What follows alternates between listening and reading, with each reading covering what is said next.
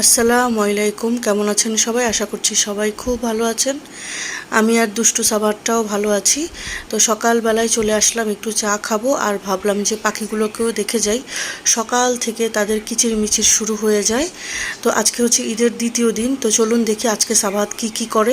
সকাল থেকে মাথাটা ধরিয়ে দিয়েছিল যে সে কত টাকা সালামি পেয়েছে, তা হচ্ছে তাকে যোগ করে বা হচ্ছে তাকে গুছিয়ে দিতে। তো দেখেছেন প্রথমেই সালামির ব্যাগটা নিয়ে গিয়েছিল, সে হচ্ছে সালামি কালেক্ট করবে। তো যাই হোক, সে মাশাল্লাহ অনেক টাকা কালেক্ট করতে পেরেছে। সে সবগুলো খুবই এক্সাইটমেন্ট নিয়ে সে সবগুলো টাকা বারবার দেখছিল, আবার আমাকে জিজ্ঞেসও করছিল বারবার যে মাম্মা আমি কত টাকা পেয়েছি, কত টাকা পেয়েছি, কত টাকা পেয়েছি। দিচ্ছিল তার বাবলা, তারপরে ছোটো মামা, সবাই যে যখন দিচ্ছিল আবার হিসেব করছিল আগেরগুলোর সাথে নতুন করে সে কত টাকা পেয়েছে। তো তাকে বললাম যে আমি আগে ছোটোবেলায় 10 টাকা 20 টাকা পেতাম, আর তুই এখন দেখ কত হাজার হাজার টাকা পাস।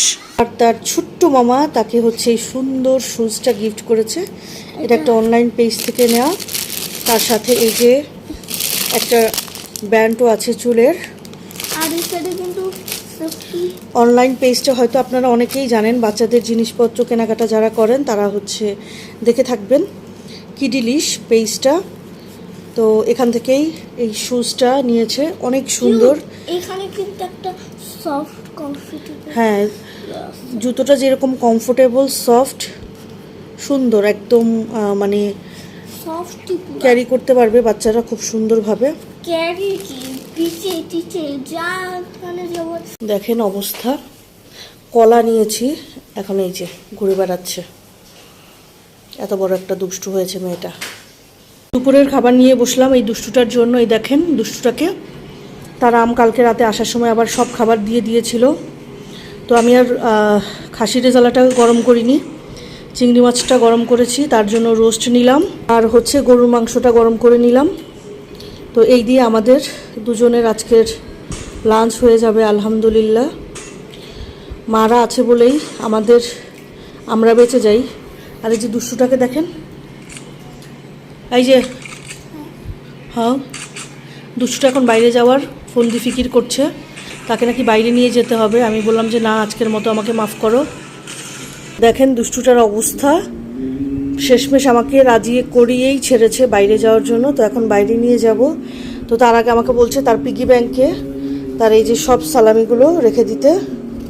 তা আমি বললাম চলো রাখো, তাহলে রাখো পাগল। তো এখন বলছে সে আগে রেখে নিবে, এরপরে যাবে। তো আমি বললাম যে আচ্ছা ঠিক আছে, রেখে নাও আগে। হ্যাঁ এভাবে যাও। দেখেন অবস্থা কি করতেছে।